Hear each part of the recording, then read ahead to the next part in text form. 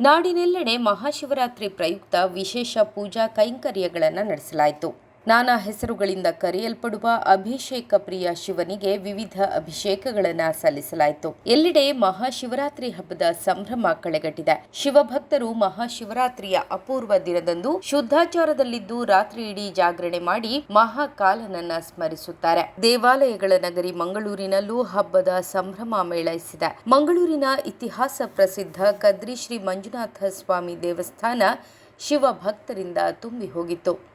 ಕದ್ರಿಗೆ ಬೆಳಗಿನಿಂದಲೇ ಅಧಿಕ ಸಂಖ್ಯೆಯ ಭಕ್ತರು ಆಗಮಿಸುತ್ತಿದ್ದರು. ವಿಶೇಷ ಪೂಜೆ ಪುನಸ್ಕಾರಗಳು ಕದ್ರಿ ಶ್ರೀ ಮಂಜುನಾಥ ದೇವರಿಗೆ ಸಲ್ಲಿಕೆಯಾಯಿತು.